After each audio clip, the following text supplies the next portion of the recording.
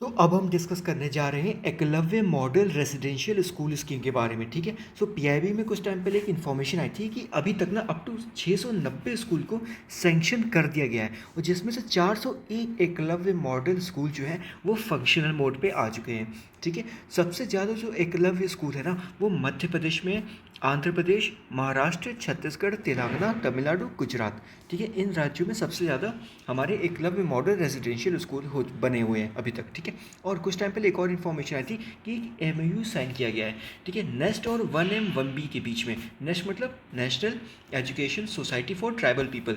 ठीक है। और 1M1B के बीच में एक एमओयू साइन किया गया ताकि जो टीचर की कैपेसिटी है उसको इंक्रीज कर सके। और ये जो एमओयू साइन किया गया ये राजस्थान उत्तराखंड राज्यों में के लिए साइन किया गया है। ठीक है।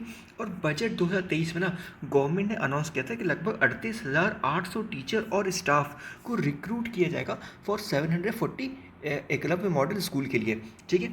अब इस स्कीम के बारे में हम पढ़ते हैं। देखो, इस स्कीम की शुरुआत 97-98 में हुई थी। तो अच्छा खासा पुराना स्कीम है, ऐसा कोई नया स्कीम नहीं है। ठीक है। अच्छा बताइए, 1998 में कौन सा स्कीम आता है, कुछ याद आ रहा है? किसान क्रेडिट कार्ड। 1997 में राष्ट्रीय आरोग्य निधि। ठीक है, बस याद आगे से मैंने बता दिया। 1997-98 के बीच में ये स्कीम के लॉन्च हुआ था। ठीक है। नोडल मिनिस्ट्री कौन सी है? नोडल मिनिस्ट्री है मिनिस्ट्री ऑफ ट्राइबल अफेयर। देखो बेसिकली इस स्कीम का टारगेट क्या है?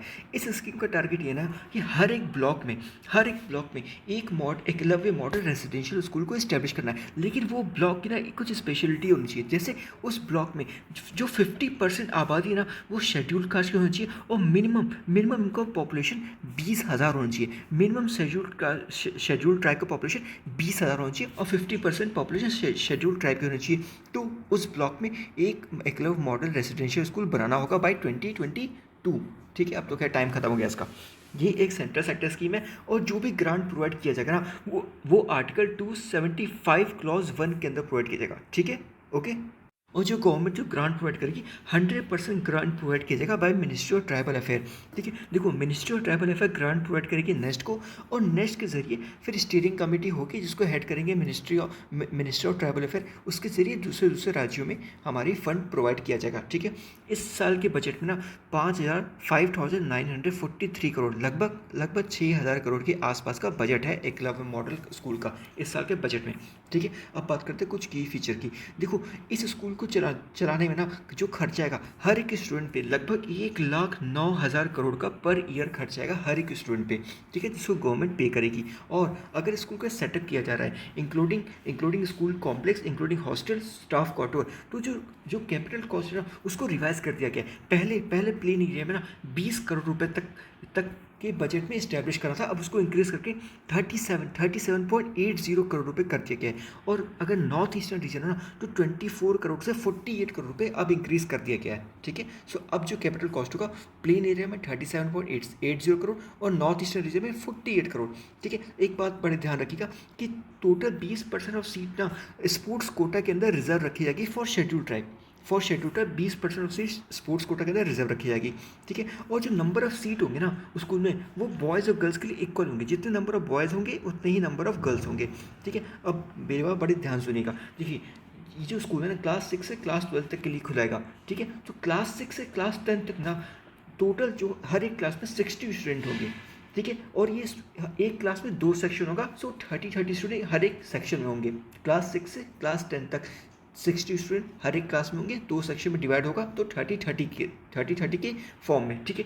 लेकिन क्लास 11 और क्लास 12 में ना 3 सेक्शन होंगे। ये 3 सेक्शन, एक सेक्शन होगा साइंस का, एक कॉमर्स का, एक ह्यूमैनिटी का। और हर एक सेक्शन में ना मैक्सिमम 30 स्टूडेंट हो सकते हैं। सो मतलब हर एक क्लास में कितने होंगे? 90 स्टूडेंट ईच। समझ में आ गया?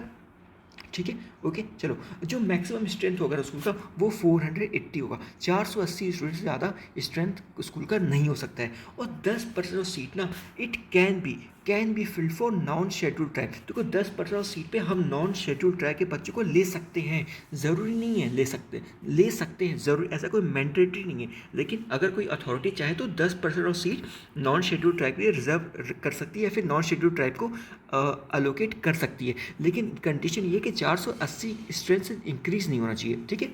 अगर नहीं चाहे तब भी कोई बात नहीं है, लेकिन 10% seat can be reserve for non schedule tribe. अब नॉन शेड्यूल ट्राइब में कुछ लोगों को प्रायोरिटी दी जाएगी। देखिए जैसे मान लो कोई स्टाफ है, एक क्लब मॉडल स्कूल का कोई स्टाफ है, उनके बच्चे अगर हैं तो उनको प्रायोरिटी दी जा सकती है। या फिर कोई बच्चा है जिन्होंने लेफ्ट विंग एक्सट्रीमिज्म या इंसर्जेंसी में अपने पेरेंट्स को खो दिया है, तो उन बच्चों को इस स्कूल में पार्टिसिपेट करने का मौका मिलेगा। या फिर कोई चिल्ड्रन है विडो के, तो उन बच्चों को स्कूल में एडमिशन दिया जाएगा। या फिर कोई चिल्ड्रन है दिव्यांग पेरेंट्स के, तो उन बच्चों को भी स्कूल में एडमिशन दिया जा सकता है। ज़रूरी नहीं है, मैंडेटरी नहीं है, ठीक है।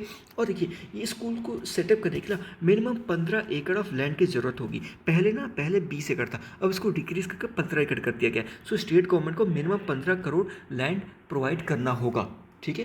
तो ठीक है, बस और कुछ था मैं डॉक्यूमेंट शेयर कर दूंगा ग्रुप में, ठीक है। आप लोग ग्रुप ज्वाइन कर लीजिएगा, ओके।